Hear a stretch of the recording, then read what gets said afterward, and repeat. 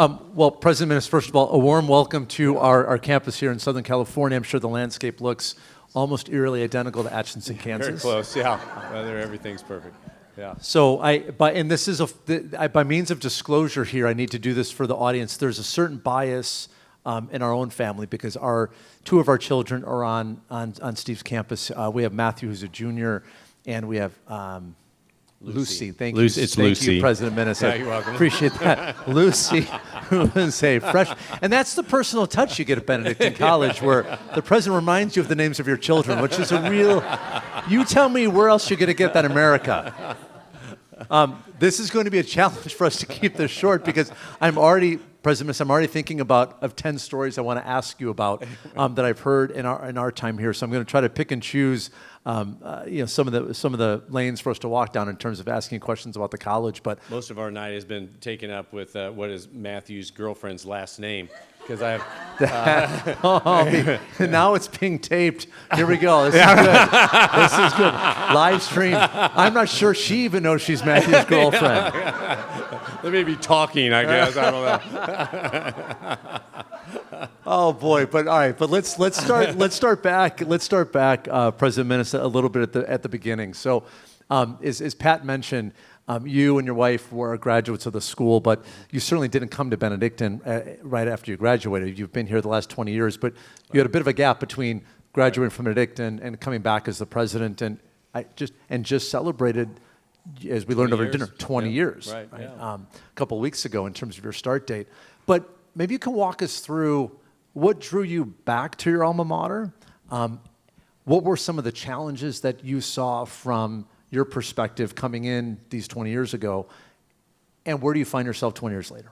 Oh, well, thanks. So part of my story is, I graduate from Benedictine. I go to Washburn Law School in Topeka. I become an attorney. Amy and I get married. We move to Kansas City. So I started off as a prosecutor. I was an assistant DA there in the Kansas City area and tried a lot of cases. I then went to a company called Sprint, which is now T-Mobile, the wireless company. Okay, so I did litigation work for them.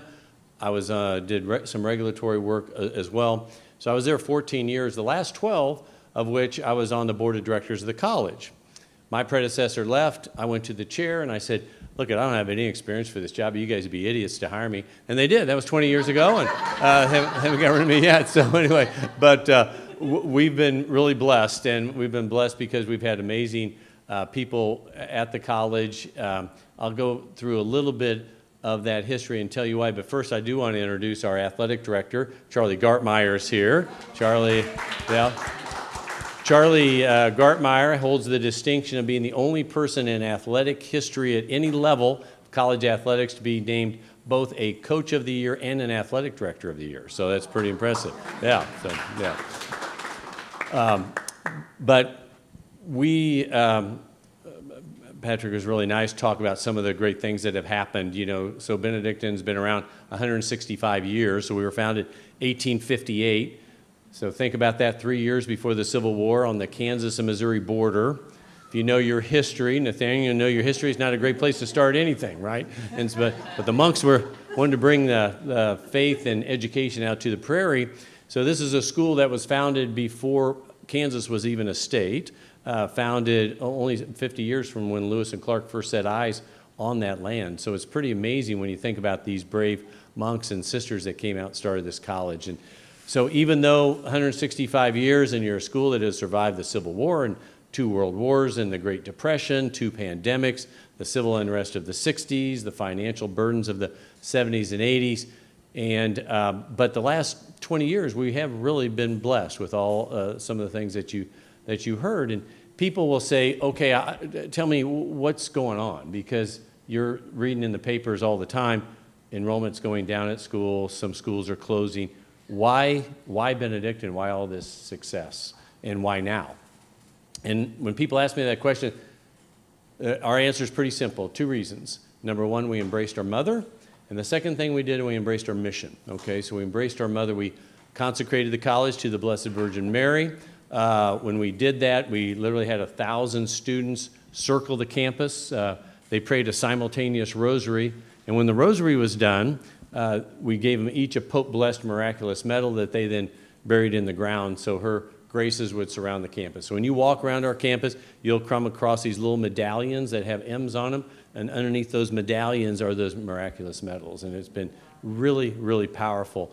One of the things I tell folks also is that, so when we started this process of, I was invited to this Vatican conference that on the Church in America. There's only 5 Catholic college presidents that were invited to this conference, and I was one of them, not because it was me, and I think it was just because Mary wanted me to come to this conference. And so the first one was in Rome, and the second one was going to be in Mexico City, okay, where Our Lady Guadalupe is.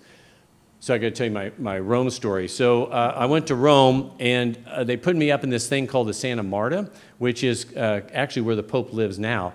But the cool thing about staying in the Santa Marta for this conference, they give you this gold key. And when you have the gold key, you can go anywhere you want, even in the places that you're not allowed to go, in the Vatican, St. Peter's. But the coolest thing is that when you walk by a Swiss guard with a gold key, they will click their heels and salute you. So I would walk by, they'd salute me, I'd act like I forgot something, I'd walk back, they'd salute me again, I keep walking back. All the key places where people taking pictures, I wanted them to get a picture. So I get home and I say, Amy, I'm getting kind of used to this. Would you mind saluting me when I walk by? She assured me she would salute me. I figured it was going to be a little less respectful than the Swiss guards. But anyway, I digress. So I go to this conference, and we get this idea we should consecrate the college to Our Lady. And then the next year, we do that, and the next year I'm going down to Mexico City for year 2 of this conference. And so I'm thinking to myself, how can we put this consecration into action? How can we put this consecration into action? And on the way down, I'm reading about Our Lady Guadalupe. And she says something really powerful. She said to Juan Diego, because Juan Diego kept saying, I'm not really worthy. Why? And she said, there are many I could send, but you're the one I've chosen for this task. There are many I could send, but you're the one I've chosen for this task. And when I read that, I thought, well, this is how we can put this into action. And so now today, if someone applies to Benedictine and they're accepted, I sign their acceptance letter. And when I get that letter, I see the name on the top of that letter. I say that name out loud. And as I sign my name, I pray a Hail Mary for that student, that Mary will intercede on their behalf, bring them to Benedictine College. And so every year when the freshmen arrive, I tell them that story, and I tell them, look, there are thousands of you freshmen just like you all around the country. Each one of them are at a different school, and each one of them are saying, oh, I picked this school, or I chose this school. But at Benedictine College, Mary chose you to be at this place for this special task, to be educated within a community of faith and scholarship. So I think that's really powerful. I also tell them this is why you can't read my handwriting, because I'm concentrating on that prayer, right? Also, it's in cursive. And so, this younger generation. So anyway, all right, so we embraced our mother. The second thing we did, we embraced our mission. Our mission as a Catholic Benedictine liberal arts residential college. That's our foundation, okay? That foundation supports our mission to educate our students within a community of faith and scholarship. So everything gears off of community and faith and scholarship in their lives, and it's really, really powerful. So embracing our mother and embracing our mission has allowed all this success to happen, and it couldn't have happened without both of those happening. So you're sorry you asked a question. We had Lou Holtz. I'm realizing I I know. I have one more question to ask, and that will take up all of our time. We had Lou Holtz, the former football coach at Notre Dame. He was on our campus, and he says, God gave you 2 ears and 1 mouth for a reason, right? And I violate that all the time. I apologize. So no, all good. You're the guest here. Yeah, right. Well, I have to give you credit. So when I was first on campus, we were looking at the school for our son Matthew, who's with you all right now. I remember either you told me directly, or I was in a room. We were telling the story about signing the letters for all of the students, and actually, and since then, that's something that I've done here at JSerra, taking a page out of your book. So I was really grateful for that. I was really grateful for that in many ways, that mentorship that you didn't know that you were giving me in the moment. And came back and I went to our admissions team and I said, hey, I know we do this and it's easier to just send these out and mail merge and set. We're not going to do that, right? I need all the names on my desk, and thank you for that. That's awesome. Good for you. This is probably maybe a month ago or so. I open up my morning routine, and which includes going out the front door, grabbing the newspaper, sitting down, have my bowl of cereal, and I open up the front page of the Wall Street Journal. It happens to be the college, rankings edition, Right. and I open it up and I see, and I'm going to let you tell the story, but I see Benedictine in a top 10 list, and I said, Ann, check this is. And with a lot of pride now, I said, this is our Benedictine college. I know, right? yeah. Tell us a little bit about the journey and specifically what you most recently received a lot of national notoriety for. Yeah. So, well, first off, whenever there's these rating things, and if we're not in them, then those guys don't know what the heck they're doing. Okay. But if we're in them, then this is like the greatest rating of all time, right? So, for the first time ever, Wall Street Journal had this 10 most recommended schools by students and recent graduates. And so, in fact, in the paper piece of the Wall Street Journal, they only had 3 rankings, and that was one of the 3, and we're ranked 6th in the country ahead of Princeton and I think Princeton and MIT were on the list, but you beat those guys out. Yeah, that was neat. So that's really kind of a neat deal. I don't know if you heard or not, but we had a commencement speaker on our campus this May, a guy named Harrison Butker, okay, so that created a lot of interest from around the country. That was our school, for if you didn't know. Anyway, so we got a lot of notoriety and a lot of negativity, but a lot of positivity too. It's pretty amazing, you know. I say he's most hated man and the most loved man in America, right? You know, people can't stand him, and then he's the #1 sales of jerseys in America, so it's pretty powerful, right? So let me tell you, I'm not going to go through the whole speech or anything like that, but let me tell you what I've been telling our students, because this got a lot of notoriety. I tell our students, I said, look, I don't care if you agree with him or not. This is what I want you to take away from this. You had a 28-year-old Catholic man talking to 22-year-old students and talking about his deeply held beliefs, okay? And knowing that he was going to get attacked, he was going to try to get canceled, he was going to get intimidated, people were going to try to fire him. You know, that 200,000 people signed a petition for him to get fired, okay?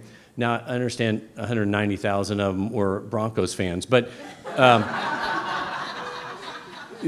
still, you know, all that, he knew that all that was going to happen. And he had to hire a security guard for his mother, who teaches down at Emory University, okay? Because what he believed. It's pretty amazing. So I asked the students, I say, what an incredible example for you. And the question you have to ask yourself is, do you have the courage to stand up for your beliefs when the time comes, just like Harrison Butker did, knowing that bad things are going to happen in today's culture when you do. So anyway, that's our message. Well, I have some things I want to talk about in 2 different areas. So one, and I have a few more questions I want to ask you specifically with Benedictine and history and I think what makes Benedictine a unique place, and give you a chance to speak about some of those things. But I also would like for you to have a chance to also just talk broadly about your experiencing young people today, and whether it's, and we know, right, like some schools are great fits for some young men and women for certain reasons, and other schools are great fits for other reasons. So while we think Benedictine is great, and Matthew and Lucy and all of our other kids will be going there, Emily's in the crowd tonight, but that'll be her free choice to go there, of course. That's right. No, but in all seriousness, that there's a lot of wisdom to be gained that you've seen students come through your campus throughout the years. Sure. So perhaps to start there, can you share some advice to not just the parents who are here tonight, but the students who are here tonight as well? What should they be seeking for during this 4-year experience, where we hope that it's a continuance of a formative experience that they've gained at the high school level, specifically here at JSerra? Yeah, absolutely. What I think, first off, I would love every one of the students here or your sons and daughters to come to Benedictine College. I think I would love that, okay? But ultimately, I want you to be happy. But what I thought I'd do tonight is talk to you a little bit about what happens to a young person when they go to college, okay? It's because this has an impact on how you pick a school. Recent sociological studies will tell you that 3 things happen to young people between the ages of 18 to 23, okay, which is generally your college years. These 3 things are going to happen. Number one is they're going to develop lifelong relationships. People they go to college with will be their friends for life. They have a chance of meeting their spouse in college, a professor or some mentor that they'll keep in contact with their entire life. So this is what happened with me. I went to Benedictine. I met my wife there. My best friends are from Benedictine. In fact, I've got these two roommates. One lives in St. Louis, one lives in Memphis. We talk to each other every week on the phone, right? So you can see how old I am. I still use my phone to talk to people, okay, and something like this. But anyway, and then I had a professor that we kept in contact with forever. So I tell you this because each school has its own culture, it has its own personality. And so when you go looking at schools, or when your son or daughter go looking at schools, have them look around and say to yourself, okay, are these the types of people I want to develop lifelong relationships with, okay? Can I be true friends to them? Will they be true friends to me? Lou Holtz has also said this thing. He says, show me your 5 friends and I'll show you who you are. You surround yourself with greatness, you're going to be great. If you don't surround yourself with greatness, you won't be great, okay? And so that's going to be really, really important when you're starting to look at schools. See what kind of people they attract and what kind of personality that school has, okay? And are they hiring people that are going to care about me? Not care about themselves, but care about me being the student, okay? That's number one, develop lifelong relationships. The second thing that's going to happen during their college years are you're going to make the faith your own. What I mean by that is that all your kids here at JSerra and your strong families that you are have this incredible foundation in the faith. I mean, they really do, and you're going to this amazing place. But it's not unusual, in fact, it's probable that when you go to college, you're going to start asking yourself really important questions. What's my relationship with Jesus Christ? What's my relationship with the church? Gosh, why do bad things happen to good people, okay? And we know that if there's no one there to help them in this faith journey, that they have a high probability of leaving, right? The Pew Research study tells you that 80% of the young people that go to college have an active faith life. They're going to church, they're in youth group or whatever. By the time they graduate, that number is reduced to 18%, 80 to 18, because they go to college, they have these questions, no one's there to help them, and they say to themselves, well, if I'm not getting fed on Sunday, what's easier for me, getting up and going to church or getting up and playing video games, right? They choose video games over church if they're not being fed because, hey, I have these issues, I have these questions, no one's there to help me. So we know this all happens at Benedictine. What we've done is, of course, we have the Benedictine monks there. They have a great presence. We have this amazing theology and philosophy department, one of the largest campus ministry programs in the country. We also have brought these apostolates on. You've heard of Fellowship of Catholic University Students, or FOCUS, okay? This Bible says founded on our campus. And so we have the most focused missionaries of any college in America. St. Paul Outreach, which is kind of like net ministry for colleges. We have one of the largest SBO groups in the country.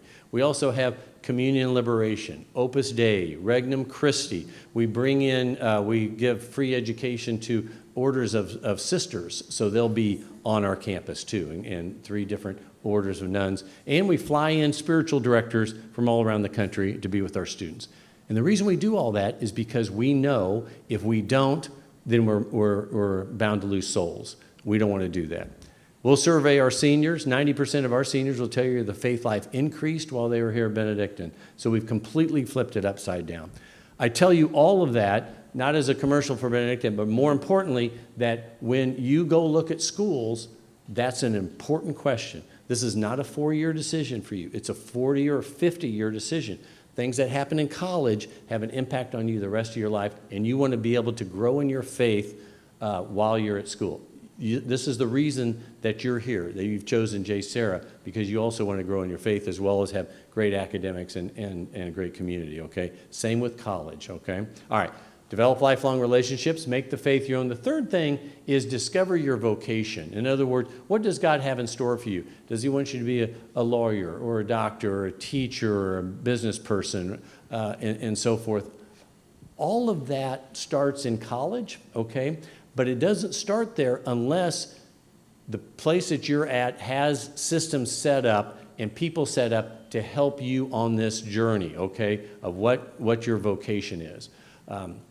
I've told this story a couple times. Last year I asked some kid, I said, hey, what are you majoring in? And he goes, I am definitely undecided. And I said, okay, that's a kid who knows who he is, right?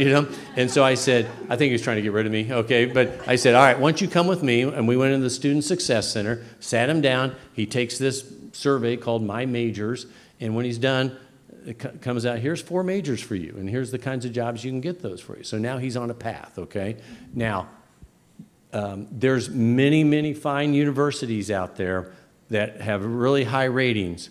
And one of the reasons they have high ratings is because their faculty are hired to do really groundbreaking research. And they kind of teach if they have to, okay?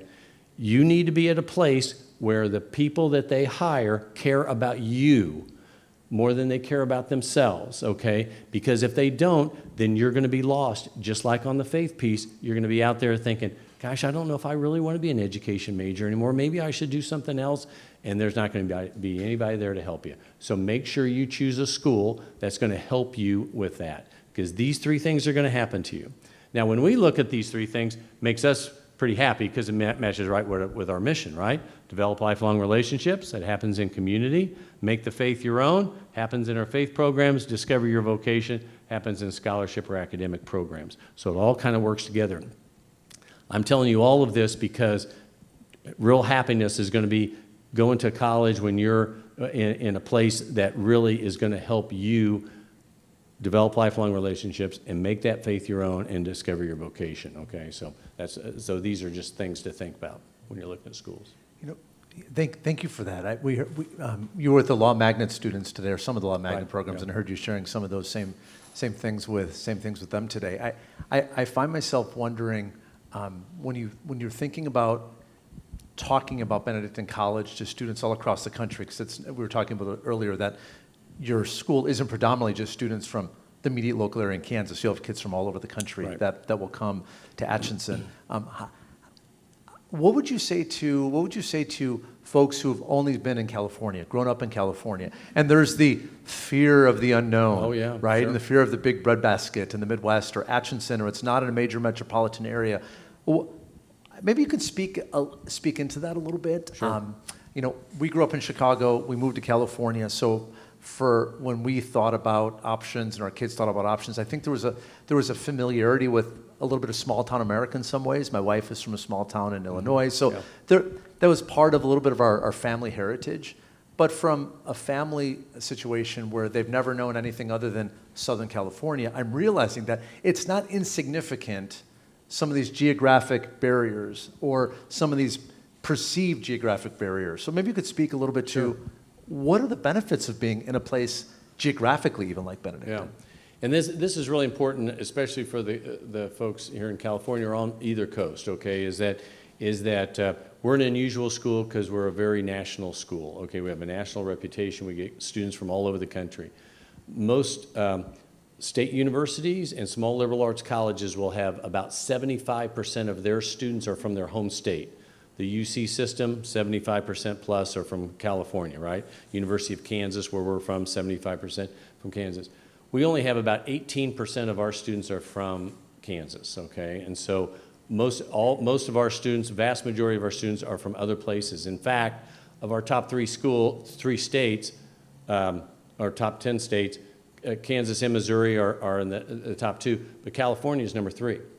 Colorado, Texas, Virginia, Michigan, Minnesota, so they're all over the country, all 50 states, and that's really important. So I tell kids from California, look, your roommate's going to be from Colorado, your roommate's going to be from Virginia, and all over the place. We have very, very geographic, and so you're not going to be alone coming from California. 20% of our students come from the West Coast, so it's not unusual for our place. So, and that's really important. And it comes from our what we've been able to do, embracing our mission, and having a strong Catholic identity has allowed us to recruit students all over the country.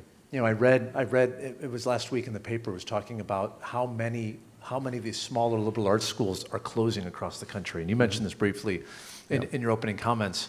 And you talked about why are we thriving when other schools are closing. You mentioned we're consecrating, we're asking for Our Lady's intercession, and we're embracing our mission. When you think about programmatic offerings, though, that you're able to bring to students on campus, we're not, we don't find ourselves in medieval society where people are only studying humanities type subjects, right? We have professional tracks that students, our American culture, in fact, is increasingly leaning into the notion of, well, what's my professional track? Right. And we know that you offer studies in the classics in theology and philosophy at Benedictine, but you've also been, for a small Catholic liberal arts school, you've been also really aggressive in terms of creating what we would call professional career tracks. Right.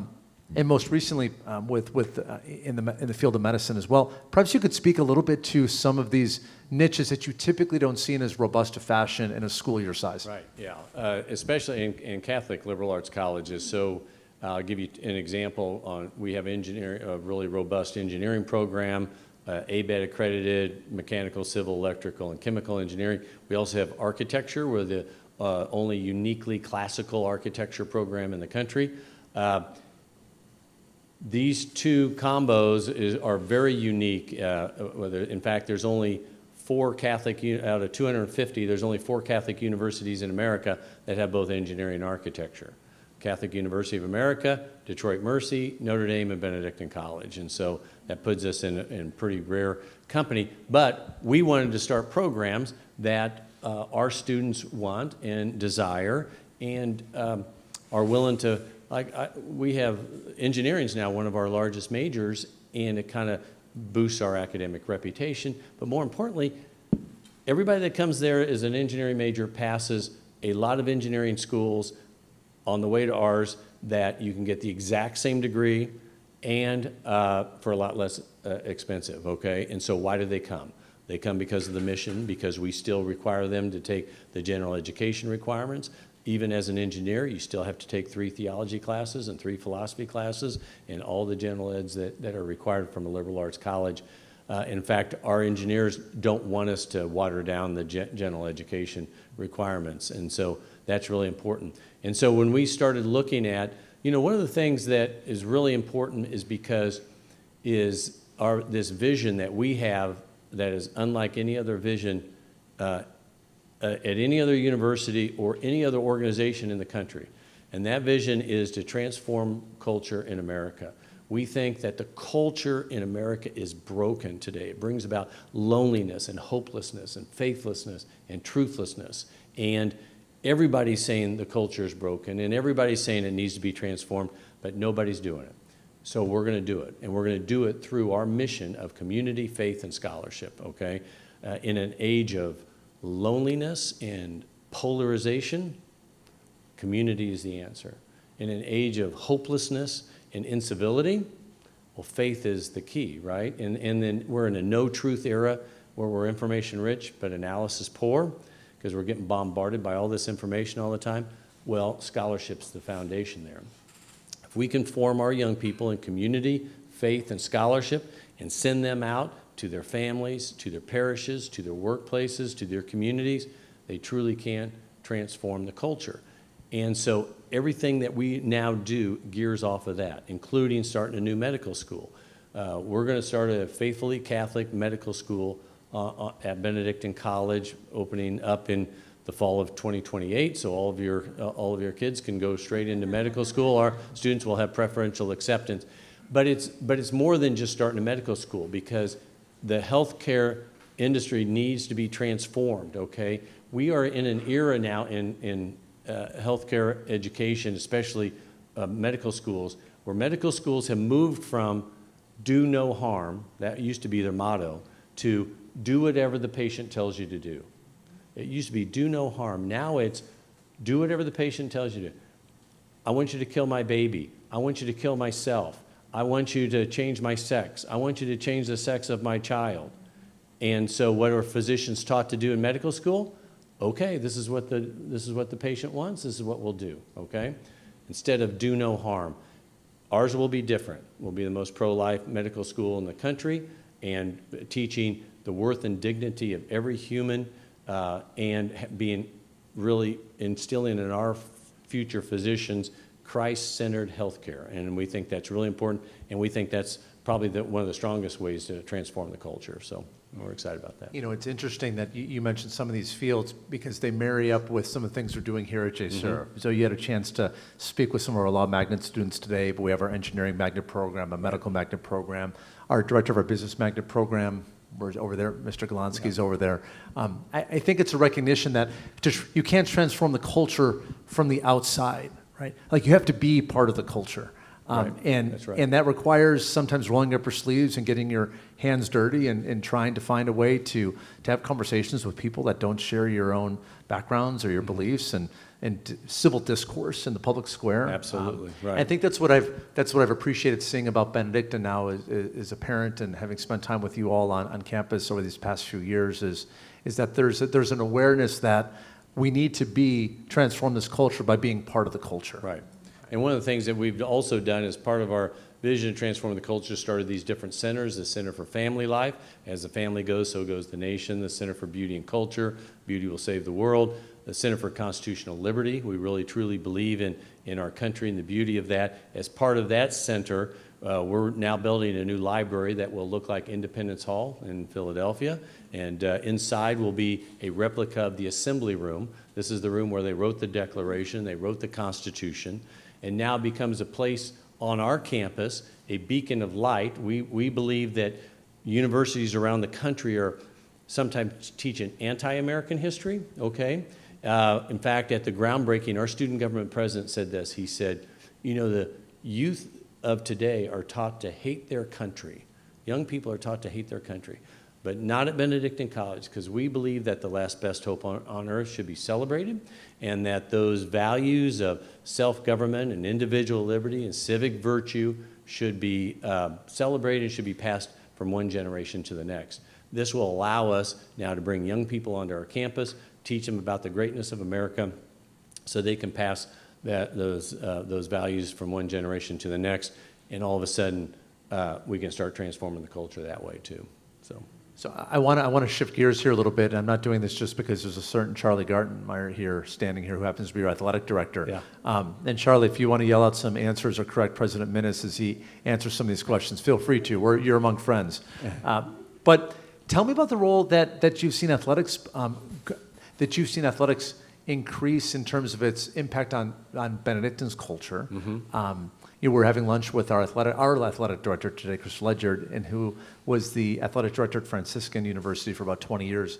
And he was sharing the journey of athletics at Franciscan, where at one point it was actually shut down. It was brought back to life when Chris came to campus. And I think at Benedictine you have an awareness that athletics can be married to our faith experience here in a really transformative, powerful way. Yeah. But tell us about the journey over the last 20 years of what you've seen in terms of athletics and its impact on culture. Well, and I can't give enough kudos to Charlie Gartenmeyer, what he's done, this vision that he's had, this vision to win within the mission, okay, win within the mission. And Charlie will say, he'll tell his coaches when we're hiring him, if you win a national title, but you're doing it with a bunch of knuckleheads that don't care about the faith and aren't going to class, we won't even put up the banner, okay? On the other hand, you don't want a bunch of choir boys that can't win a game, right? Okay, so because you're not committed to excellence, and so this is a really tough balance, but a balance that's needed. And so everything gears off of winning within the mission, having excellent athletics, but also within the mission of community, faith, and scholarship. And Charlie and I meet with these coaches. We can tell by looking at your team whether you're committing to the mission. If you're not playing together, you're not committed to community. If they're not going to having a Bible study or spiritual captains on their team, they're not committed to the faith.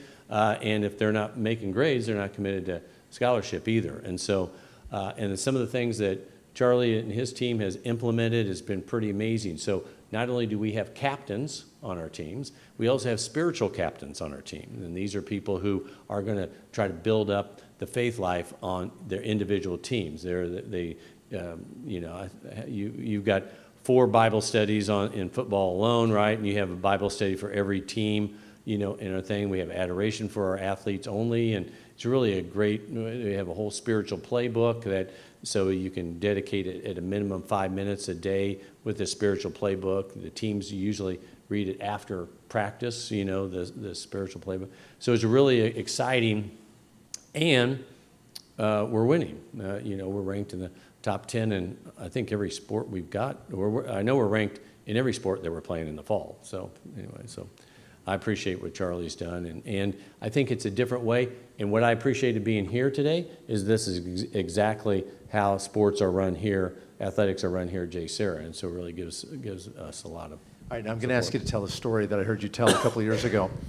There's a connection between our two schools beyond, I would say, our shared affinity for some of the things we just discussed. There's a shared, we share a motto. So we use the Spanish from Junio por Ser, siempre adelante. That's right. But I heard you also have the forward, always forward. Yeah. Right, is sort of one of the mottos at Benedictine. Right. But I recall you telling a story where the students embraced that motto in a very unique way. Yes. Do you recall the story I'm mentioning? Oh, yeah. So we embrace, Archbishop Boniface Wimmern once said, forward, always forward, everywhere forward. You must not be held back by debt or bad years or difficulties of the times, because man's adversity is God's opportunity. So we've really embraced this to continue to push ourselves forward, always forward. The students have embraced it as well. They say it all the time. In fact, we had a football game a couple of years ago where a team was punting to our team. Our guy catches it. He runs to his right. He kind of stopped and kind of reverses field, but then is tackled about 10 yards from when he caught the punt. And from the stands, our students began chanting, "Forward, always forward, everywhere forward." And so anyway, so they love our forward, always forward as well. So right. There's a good sense of humor in the air at Benedictine. That's exactly right. At Benedictine as well. Right. It's Benedictine. Yeah. Tell me about one of the things and I've only seen glimpses of this because I'm not on campus all the time. I'm on campus at drop off, maybe come back for a homecoming game. But there are also some really unique traditions about the campus. Yes, that I think, for example, here at JSerra, we have our snow day, we have our senior plunge. These things that seem, these things that seem maybe to adults that, so you jump in a pool, or so you throw snowballs around in California. Like, is it that big of a deal? It's one day a year. But in the hearts of students and what they get excited about and look forward to throughout the year, these are really, really meaningful. And you have some really unique traditions on your campus that we've heard about from our kids, and we've seen, especially drop off in the first couple weeks of the school year. Yeah. Well, we have snow days at Wait, you don't pay for the snow? No, we have traditions very important at Benedictine. Been around 165 years. One of the traditions is probably we're most known most known for is we have Beanie Week. Okay, when you become a freshman, and it's very highly, it's very energetic week, right? You have to call 3 times. So anyway. We're the only school in America where freshmen still wear beanies the first week of school. You move in on a Saturday, and then you do Rock Week, which is Raven Orientation Camp. That ends on the Tuesday night right before the first day of school. We have a beanie banquet. We actually have a special beanie blessing. They bless all these beanies.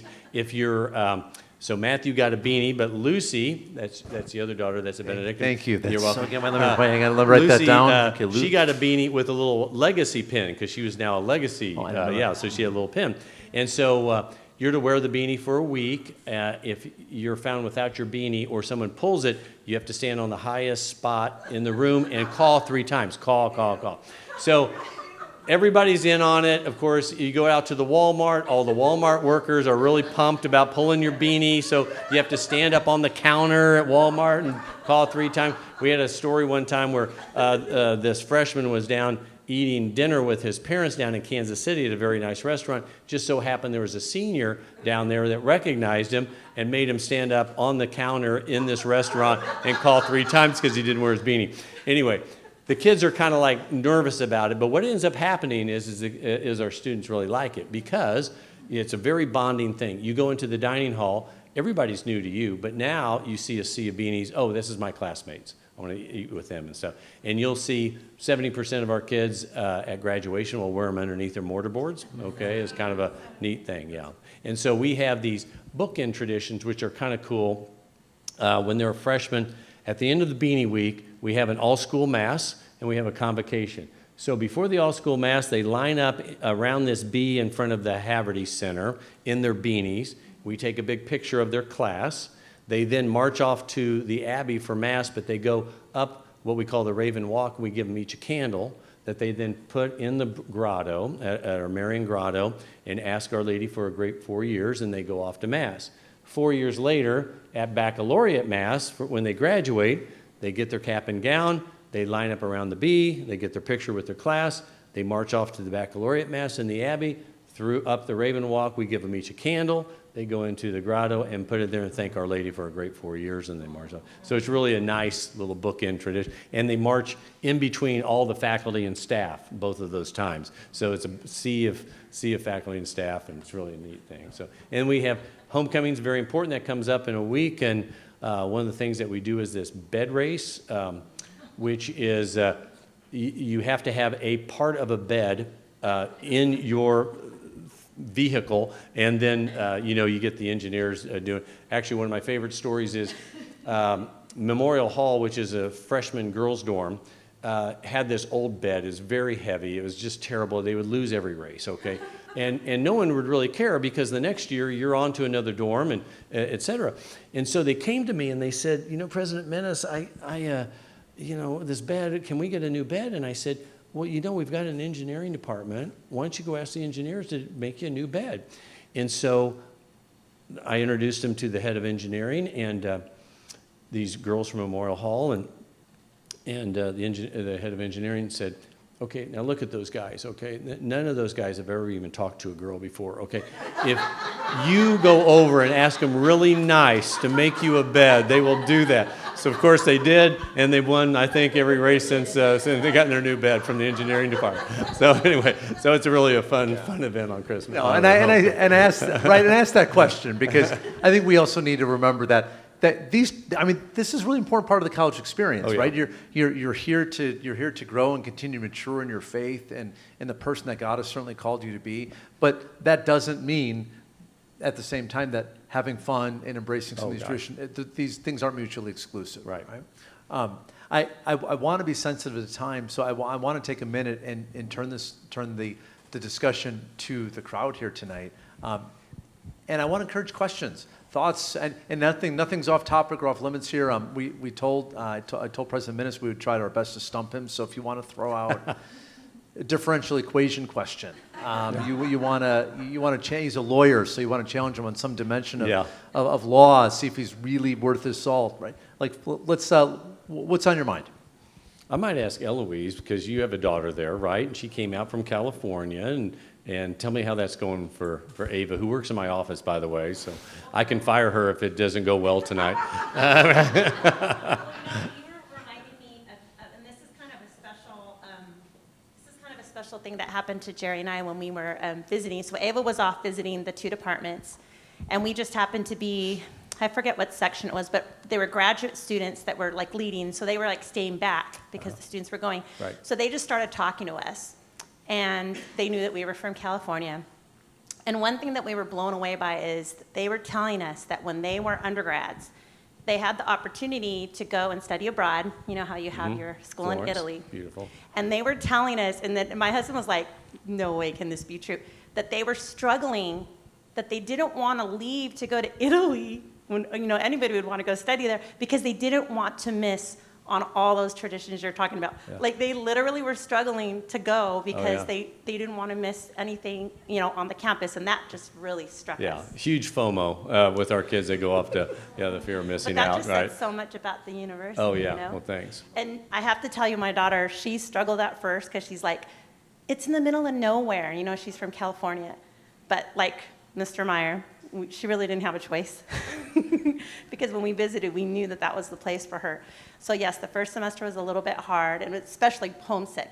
She's born and raised here in California. She was spoiled to be here.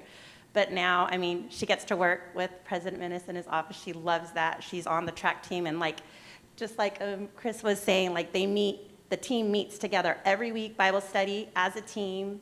And so now she's just all about Benedictine, which is really great, and we just love it. We just love it. So tell everybody because it's an amazing place. One of the things that I hope that you notice is this idea of hospitality on our campus. And that all comes from the Benedictines. The Benedictines are known for this humility of hospitality. In the Rule of St. Benedict, which is 1,500 years old, it's the oldest organizational constitution in the world, still being read by the monks every day at dinner, okay, and the sisters every day at lunch. And in that rule, St. Benedict writes a really important phrase. He says that every person should be greeted as if they're Jesus Christ himself, okay? I'll give a talk to business leaders. I say, you run a customer service department like that, you're going to be pretty strong, right? I'm sorry, I got to tell my favorite hospitality story, though. So 20 years ago when I started, we had this registrar who probably hadn't really embraced hospitality, okay, all that much. And apparently one of our students went and asked her a question, and boy, she just jumps all over him. It's just not very nice to him, kind of berates him a little bit. And so I hear this story, and I go to her the next day, and I said, I'm really distressed by this, and I need to know, did you treat that student as if you're Jesus Christ himself? And she said, you know, Jesus never would have asked a stupid question like that. So this is why she's the former registrar, okay? Really hadn't embraced hospitality. But I hope that when you come to visit, you'll sense that, because this is really important. It's important for our students and important for the college that we kind of instill in these young people this sense of hospitality, that treating others as Christ. And One last thing, too. With Ava being a girl, one of our biggest things worries is, you know, she's a girl, she can be by herself, far away. From the moment we stepped on campus, we felt completely safe. Like, we didn't even have to worry. She would, like, start to walk, and somebody immediately, every time, would, like, say, oh, where do you need to go? And they would walk her there. You know, they were so cordial to my husband and I, so that's what we felt the whole time there. And we were never, and still to this day, have never worried about her safety once. It's an amazing place. Okay, thanks, Ellen. All right. Other questions? Yes, Antoinette. Thank you so much for coming. This has sure. been fabulous. I just wanted to ask about the general education and what are your requirements? You said philosophy and theology. Sure. Do you have, I know some schools have robust core curriculums and some have not so much. So maybe you could just speak to that a little. Sure. I'm trying to think how many hours of the 128 it takes to graduate are gen ed, but let me give you generally what you'll have to take. You'll have to take 3 theology classes, 3 philosophy classes. The theology, you'll have to take intro. On philosophy, you'll have to take principles of nature, and then you can take 2 others in each one.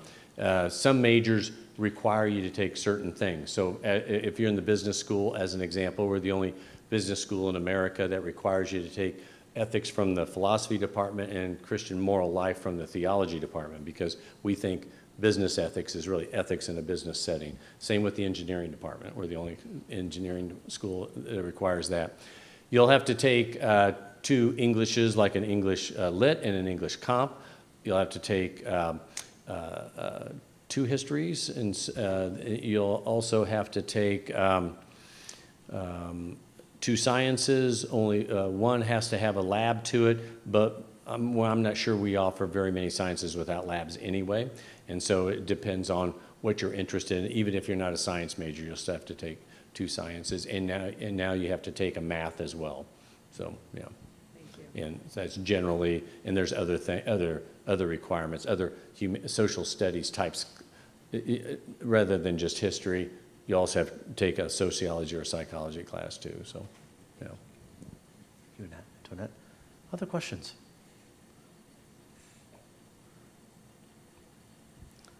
Everybody's Yeah. afraid. Yeah, Everybody's there we go. afraid No, to ask Sean. me a question. Can you talk about the uniqueness of Benedictine spirituality and its influence on the campus? Yeah. Oh, thanks. This is what we are and who we are. First, we are impacted by the Benedictines who've been there. They founded the school. We have a real presence of the monks on campus. That's really important for us. And so there is this Benedictine spirituality, which is really built into our mission. This idea of building community. St. Benedict was a master at building community, and that's why his rule has lasted for 1,500 years, loving Jesus, and then also having an intellectual bent to spirituality as well. I would also say that I guess we're kind of unique, 250 Catholic universities in America. I don't know if you've ever heard of the Newman Guide to Choosing a Catholic College, but we're one of the few in America that took Ex Corde Ecclesiae from Pope John Paul II in 1991 and have followed that and followed those rules, okay, that he set forth, because we believe that if we're going to tell folks that we're a Catholic school, we're going to mean it, okay?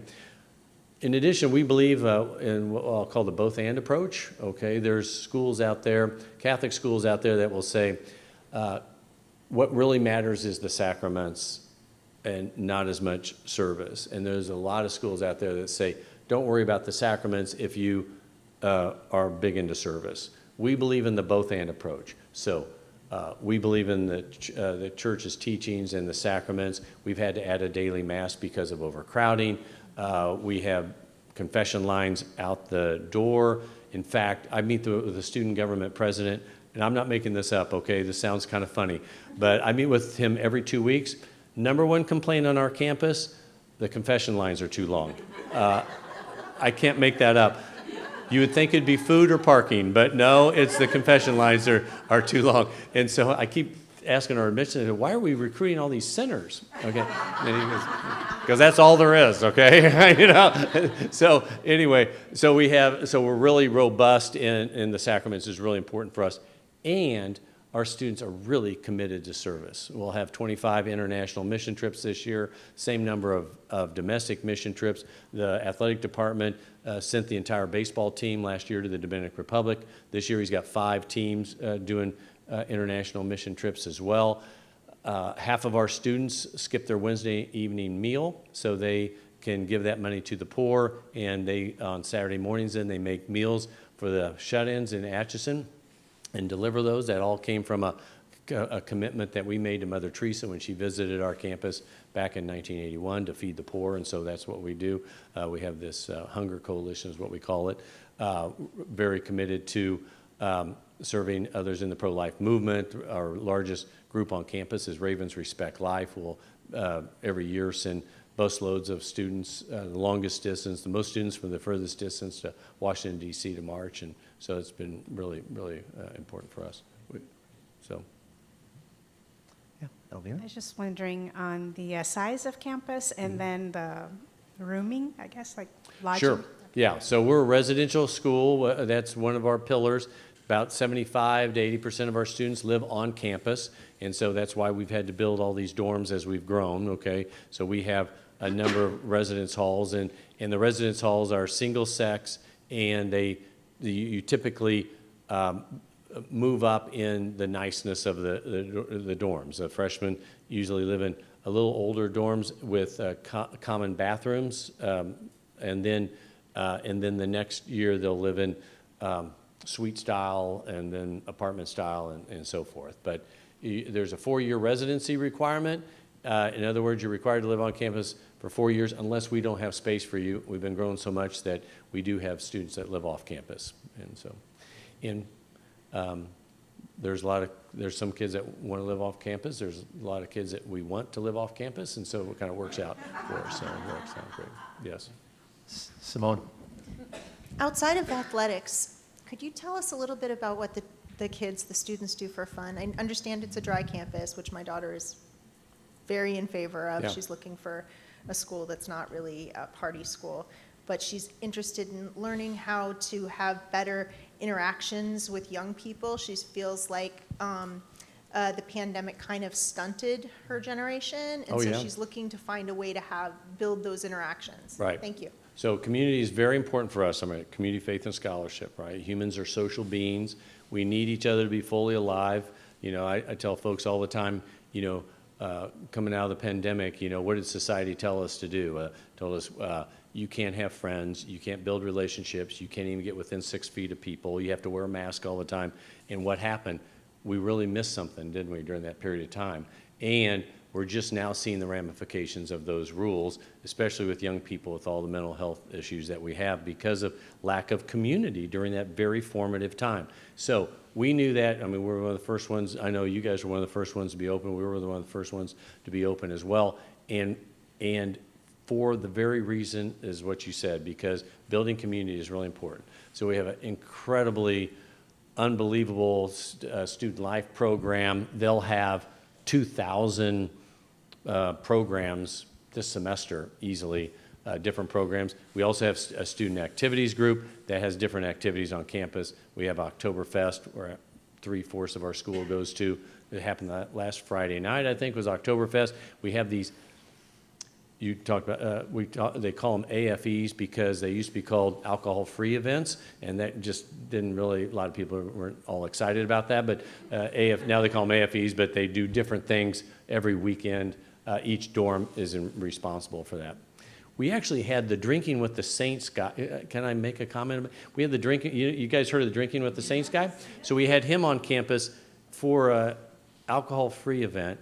I never quite understood why we had, how that, but I think it was drinking responsibly. Anyway, there is a ton of activity because we're in a town of 11,000 and you're going to have a lot of questions. Okay, what's there to do? There's literally something to do every night of the week, and we have big events every Friday and Saturday night. So. My son Matt for Christmas last year gave me the book that he must have bought from the gentleman who Yes, came right. drinking with Drinking saying, "Hey, with Dad, I Saints." got this for you." Yeah, right. Just a quick comment too. A couple of just anecdotal things. I remember the first time Matt was when we dropped Matt off on campus. I remember we was about a weekend, and he called us at home, and he said, "Hey, Matt, how's it going? How's it been?" Simone, similar to the question, what you been up to? What you been doing for fun? And he said there were a couple of things that he said that really stood out to me. He said, well, one, the first weekend was great. He said, we had a big dorm party with the guys' dorm and the girls' dorm, and there were two things. He said, one, we all just did swing dancing. And the older kids were teaching the younger ones how to do swing dancing, which that was really fun, like good, wholesome, fun, co-ed entertainment. Right. And then the other thing he said, which I thought was which really made a difference for me, was that, and Dad, you know what's great, is that no one was on their phones. Like kids were just excited to be with each other. And that's a big hallmark, I think, of a certain culture that you've been able to create, Steve, that people want to be in communion with each other. Right. Meals are really important. Just like family meal, you don't see phones out in the dining hall. They're crowded around these big tables and talking, and it's really, really inspiring, actually. Well, I want to take a moment as we close here, and my guess is Mr. Gartenmeyer and President Minnis will be happy to stay and have some personal conversation for those who want to ask some more specific questions or just come up and introduce yourself. But just on behalf of JSerra and our school community, I'm really grateful for you to make the whirlwind trip out here to spend a little bit of time with our students. They met with our academic counselors today to talk about Benedictine, so that our counselors can be aware of schools, Benedictine and schools like Benedictine, as they're having conversations with our students. But it's a real blessing to see that there are places where JSerra's mission continues to extend forward in these next 4 formative years just out of high school. So grateful for the work you're doing. We've had a blessed day today, and I can't tell you how impressed Charlie and I have been with JSerra and what you've built here and what you're all experiencing and what you're having your sons and daughters experience. It's really a special place. I'm sure you know that, but if you don't know it, you need to be told because it's really, really an amazing, amazing place. So congratulations. Thank you. Well, we'll pray for your community, and please continue to pray for us. We will. Thank All you. right, thank you.